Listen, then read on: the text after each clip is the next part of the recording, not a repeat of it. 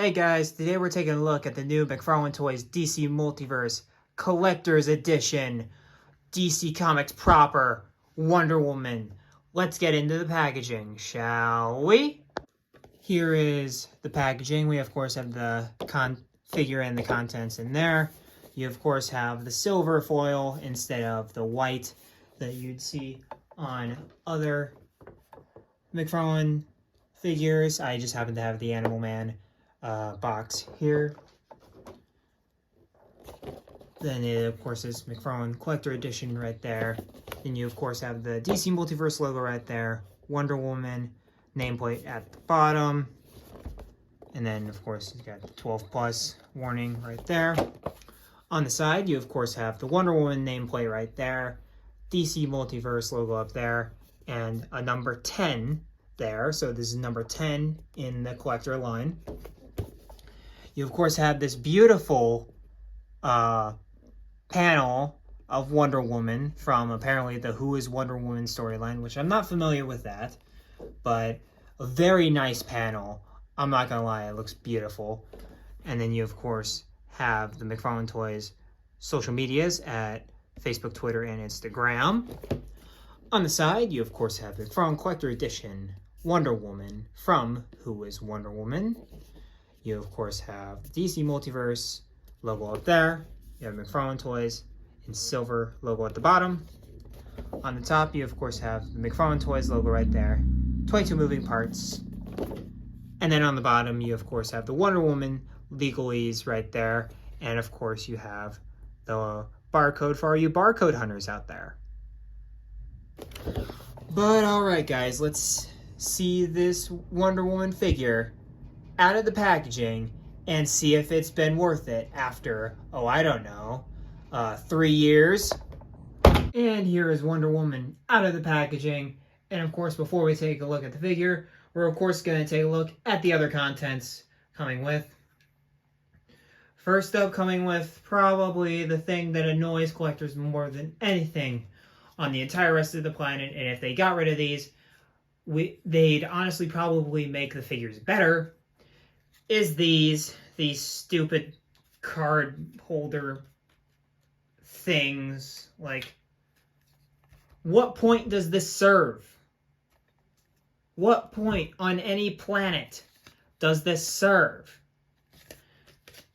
And anyway, of course, you have the card there, which looks great.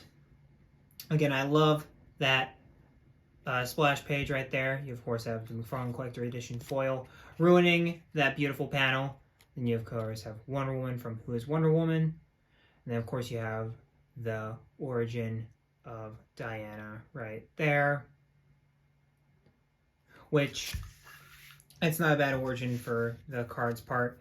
And then you, of course, have the DC pet stand, which of course has the white DC logo right there. Then you of course have the one peg on it, and then you have the 4 little peg presses right there. And so that's all the boring stuff out of the way. Let's get into the good stuff. So she comes with a lot of stuff, and I'm pretty sure many collectors are happy to see her come with so much stuff. So first of all, out of her accessories, she has 3 of them on her. She comes with one that you don't see, and I'll probably never plan on using. It's a battle axe. It looks good. I wish for it to be actually silver paint instead of just gray plastic, but you know, I guess we win with the gold handle, I guess. Not the gold blade, but it is what it is, I suppose. It looks nice. I mean, paint with siding, it's pretty nice. And then you get her other accessories, which are, of course, her shield, which I think looks pretty good. I like the initiative and in designing her shield with the Wonder Woman crest, gold Wonder Woman crest. Again, get this silver, man. That's not silver. Todd, get this silver. What the heck are you doing? And then you have, of course, her sword, which I believe actually has... Oh, no, I'm wrong. It's gray plastic as well. Yeah. It's gray plastic as well. So they spent the money on the gold paint, but not the silver paint. I don't know about you, but I'd rather have the blade looking nice than the handles myself. I don't know. It is what it is. And then they also gave us, which I think is very interesting, an actual golden rope for her lasso. And again, I'm not going to open this up because I will straight up not be able to put it back in the loop. So that's the best you're going to get. But it is a rope. You can undo it comes with this little tape. So it's all taped up nice so you can put it on that hook on her belt. But it is a gold rope. It's pliable. You can do whatever you want. Very nice inclusion right there. I'm not even going to lie about that. That's a nice inclusion. And then you, of course, have some extra hands, which are nice. Here they are. And, of course, you have a fist and a trigger hand on her. And then you have two, like, gripping hands, which could be nice for, like, putting someone, like, lining up someone's head or something. That would be kind of cool. Something like that, I think, would be pretty nice for those gesture hands. Nice to get some gesture hands every now and then. And then you have the opposites of the trigger hand, which be aware that you have that these are not wide enough to fit the sword and the axe. So be aware, use your hair dryer, loosen that up, and then you should slip it in, no problem. But be aware that the trigger fingers, the trigger hands do come very small, and they're not able to grip her weapons, and you need a hair dryer. But that's basically the gist of her accessories, and marvelous accessories, by the way. They give you literally everything you need. So let's get into the figure, shall we? So I honestly love this head sculpt. Works very well. You, of course, have the tiara up there, painted very well. You have her blue eyes right there, all painted very well. Her face, I think, is done very well. And then you move down to her one piece right there, which has the Wonder Woman bird right there, painted fantastically, I might add. And you have the red chrome, which again looks great. You have the gold right there, and then you have her star-spangled bottoms right there. You have her bracers, which I believe they're painted. Let's see here.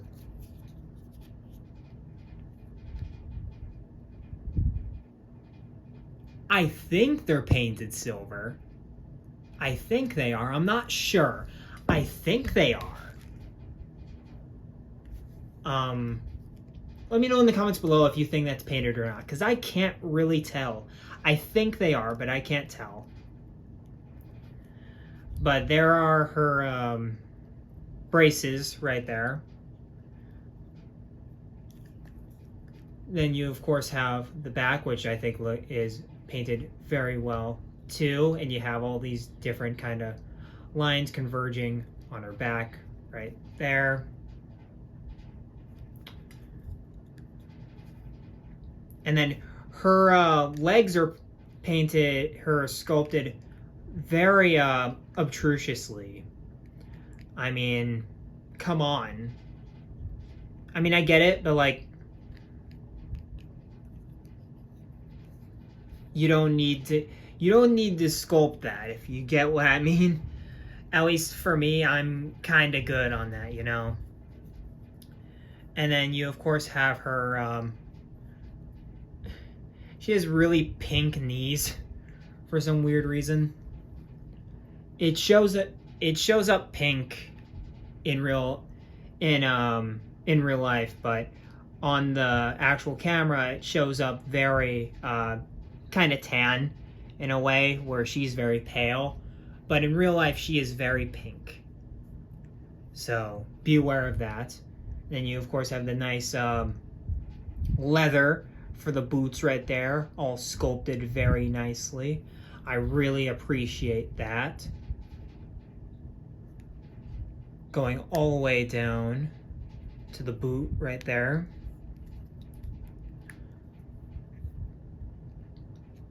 But if the sculpt looks good, that's not everything. You gotta do the good old articulation test.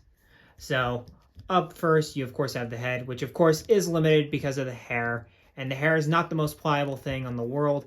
Even though I just forgot to mention, excellent shading with the blue on her hair, very nice right there. But she can only really look to the right of her. She can't really look left. She can't really look up. She can look down though. I get it. Female and she has a lot of hair. I get it, but still kind of a bummer. You have her butterfly joints right there, which moves very well right there. She can of course move her arm all the way out. She can rotate it 360 right there.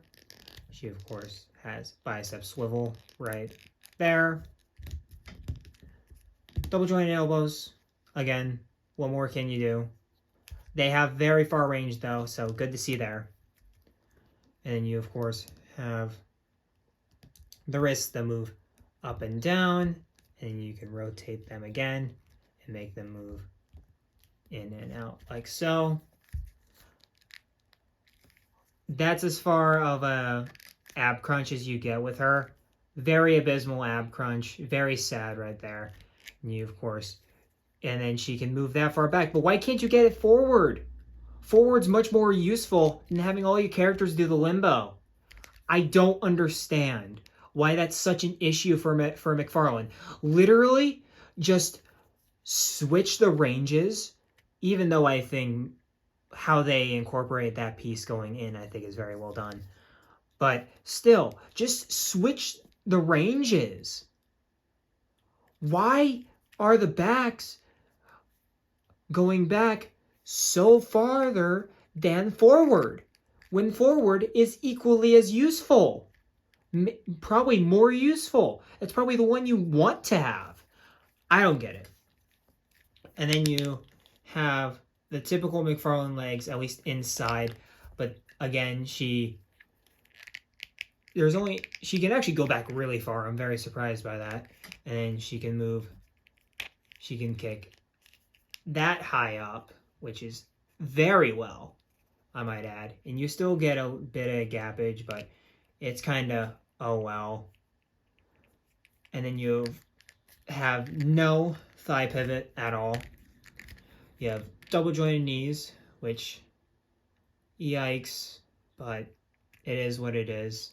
I mean, I'm not gonna pose my Wonder Woman like doing that, you know?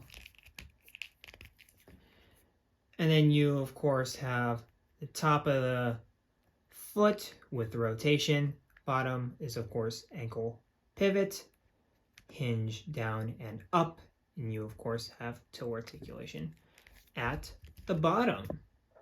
And here we have the DC Comics Trinity finally assembled with, of course, Hush Batman, my favorite Batman in the whole line, and Hush Superman, which is still my favorite Superman, even though he's a little short, because ain't no way he's shorter than both Batman and Wonder Woman. I'm just saying. Honestly, Wonder Woman's probably taller than both of them, just by a bit. But the scale between her and Batman, I think, is right. But that Superman's far too short. But that doesn't excuse how great these guys look together. Like, this is a fantastic DC Comics Trinity right here. Like, chef's kiss honestly. Here we are with the big five here. We, of course, have Hush Batman, Jon Stewart, Wonder Woman, finally, Flashpoint Flash, and, of course, Hush Superman. You gotta have the big five when constructing any Justice League team. You have to have Batman, Superman, Wonder Woman, a Flash, and a Green Lantern. So, honestly, you got two more, and you got the Justice League. And again, a dynamite, absolute dynamite core five. Like, couldn't be happy enough with any of these figures here. A fantastic Justice League for you looking to assemble a main line Justice League. And here is our new collector's edition Wonder Woman with some other Wonder Woman that Todd thought, I think, could get away with giving us without giving us a classic Wonder Woman. I don't know what was going through his brain. But anyway, we of course have the McFarlane design Wonder Woman, which still I think looks pretty dope. It's one of the better Wonder Woman figures, at least that I own. And then we of course have Last Night on Earth, which was my placeholder up on the main Justice League shelf until she came to my door. Yeah, absolutely phenomenal figure. But I think she looks good with them regardless. Even this one, I think she looks good with that one. But these two look phenomenal together, and you could totally kit bash the Last Night on Earth Wonder Woman into like an Amazon or something. So you could totally do something with that, and they're around the same height. So it's not bad either way. She is, of course, next to her evil counterpart in Superwoman of the Crime Syndicate. And I don't think they used Superwoman's bracers, so that's a plus. So there is that. But they're the same height, which is good, even though they're not the same person, because that's Lois Lane, I believe, is the current interpretation of Superwoman in the Crime Syndicate universe. But I think they still, for being like core opposites of each other, I think they look very similar, and I'm very happy to see that. The one I was really interested in seeing how they compare is Diana and Donna Troy, and they're roughly around the same height, which I think is good, especially since the fact that they are Amazonians, and Amazonians are supposed to be like 6'3", 6'5". They're supposed to be pretty tall and just big, muscular women, and I think both of them represent that in a good way while still having their femininity, which I think is important for Wonder Woman as a character, and the Amazons as a whole in terms of the DC universe at large. So I think they definitely did that for this. Maybe more Wonder Woman, since she's more of a classic Wonder Woman with just an added sword and shield, whereas Donna is a more modern design based off of Rebirth, one of my favorite designs of Donna Troy. But nonetheless, I still think the scale works well, and you could totally put these two side by side and have it not really be uncomfortable at all seeing these two at all, besides how unpainted Donna Troy is. And that, my friends, is basically it for this classic Wonder Woman here. And overall, I think she's really solid. I'm not gonna lie. I think she's really good. If it would have been released last year, I would have said it was worth the wait. But since it's released this year, I don't think it's really worth the wait. There's still a lot of things that need ironed out. Like, again, that ab crunch is just, absolutely abysmal. Just, sheesh. And of course, you know, the inability for the gripping hands to hold onto the accessories by their lonesome. You need a hair dryer for those, so that takes it down a peg. And of course, all of the just unpainted accessories takes it down a peg too. But I mean, the sculpt herself, I think, is really solid. I mean, and again, the inclusion of a rope for the lasso of truth, I think, is a very solid idea. But yeah, outside of those few complaints, I don't really have anything.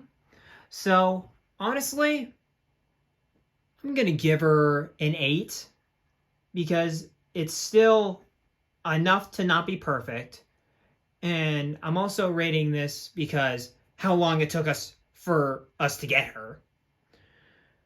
And so, yeah, I think an 8's a good rating. I mean, it's a solid figure. It's a very solid figure. And you need it for a good Justice League display.